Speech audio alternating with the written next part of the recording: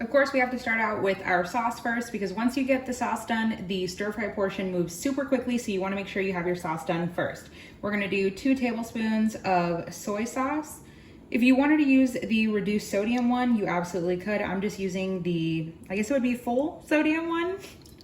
Then we're gonna do 1 tablespoon of, this is mirin, which is a rice wine. You also could use, I think I'm pronouncing it correctly, Chowmein cooking wine. This one is gonna be the most common that you'll find in your grocery store, but any cooking wine works. Then I like to do 2 teaspoons of cornstarch. Now, whenever you add cornstarch into liquid, we are creating what's called a slurry.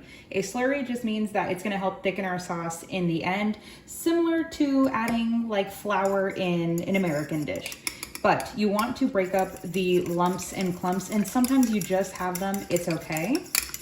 And I know some of you guys are wondering, okay, well, when is it gonna thicken up? It does not thicken up at this process. It's kind of like a little food sciencey thing. Once this mixture hits the heat, it instantly starts to bubble and thicken. It is just magical. Then we can add 1 teaspoon of some black pepper. Then we can add 2 teaspoons of oyster sauce.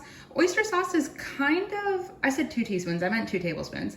Oyster sauce is kind of hard. It doesn't taste like oysters and it's not really fishy at all. It's very similar to like a Asian barbecue sauce. It is the secret in like so many ingredients, the secret in so many recipes. It's really, really good. Then just a half a teaspoon of sesame oil and you are good to go. Sesame oil is not created like any other type of oil where you could, you know, mistakenly add a 1/4 cup. No, sesame oil is very, very strong. So usually a teaspoon or less is whatever you will need in a recipe. Now we're just gonna mix this all up and make sure we're ready for it for the rest of our dish. And then we'll set it to the side and we can work on our veg.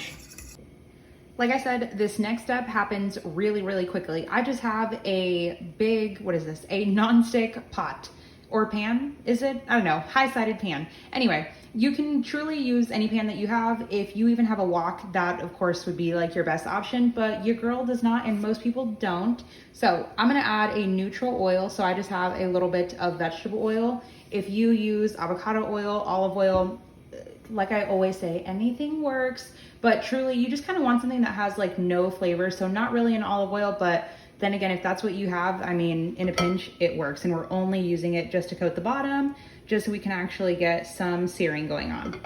So that is why I mentioned it is nice to have everything prepped out. I went ahead and did all of this work off camera, just so that everything happens so much quicker. Like I said, just like fried rice happens quickly.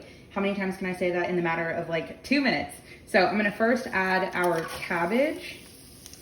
I have, well, I'm gonna get a little bit more, but I'm gonna do about 2 to 3 cups of cabbage. Cabbage wilts down and it cooks down, and oh, I love cabbage.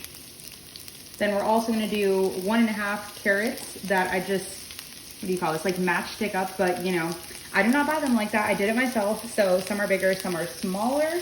And then I'm just gonna add in 1 green onion that I just sliced up.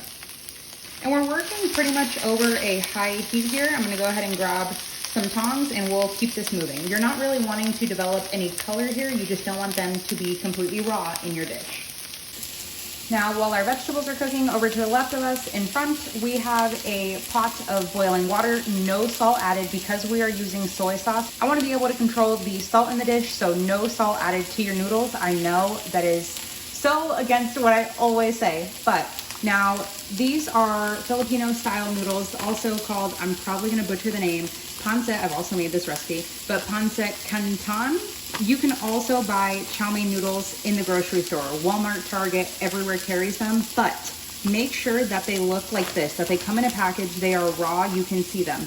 Usually I almost said bought I've bought them before in a little tiny container. It looks kind of like a soda can, and those are what you would put like as croutons on salad. Those are not the same thing as this. If you happen to buy those, you can't really use them in here, but they are great as even like breading for things. Anyway, you want noodles that look like this. Now, this is a 8-ounce package. I'm gonna take 4 ounces of it and just kind of toss them in here. They cook super, super quickly. I'm talking like 2 to 3 minutes is as long as it takes. Okay, our veg is looking great. We did manage to get a little bit of color on the bottom, but it's okay, it just adds to the flavor. Now, I definitely forgot to add the celery, but I wanted to make sure to add it at this point since mine is frozen. You guys know, I always chop it up. Yes, I know, there is so much ice in here. Definitely frostbitten, but it's okay because you're not eating it. We are. I always highly recommend chopping your vegetables and throwing them in the freezer in a little bag with a label on it. That way you never waste food. Now I'm just gonna add what would be like 1 rib of celery and just let all of this cook. Okay, our vegetables look great. I really want a lot of that strong raw garlic taste, so I'm gonna add in 4, those were pretty large cloves of garlic that I just sliced up. Then we're just gonna barely fold that in. Now with our flame still at medium, I went ahead, our noodles literally took like 1.5 minutes. I rinsed them and then I drained them. You want to drain them, or not drain them. You want to rinse them to stop the cooking process and cool them down immediately. And then also you want to rinse off some of the starch that of course makes it stick together, but also gives you kind of like a gummy taste. It smells so good when they were cooking. It smells exactly like ramen. Now we're just gonna toss these in here. It is okay if you get a little bit of water. We don't want a ton of water, but a little bit is okay. And we're just gonna kind of stir fry this too. You wanna, like I said, evaporate some of that liquid and really start to incorporate everything together. I almost thought I should have added more noodles, but I actually think this is pretty perfect.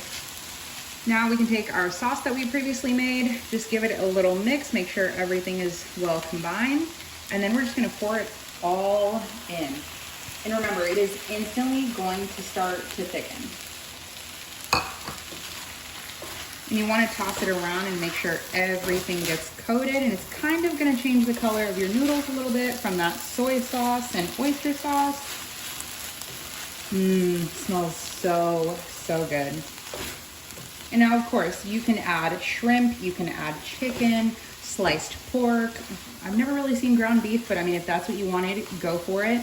But this is literally it. Like, it's super, super quick. I feel like this is one of those things that people feel like is so hard, but it's super simple. And I'll be completely honest, it is 9:30 p.m. as I'm filming this video, and I'm gonna eat a gigantic bowl of this. But this took me less than like 20 minutes to make. So, so good. And there we go. It was actually that easy. I just topped with a little bit of white sesame seed, but I wouldn't be mad at you if you put everything but the bagel. Look at that. You need to make this.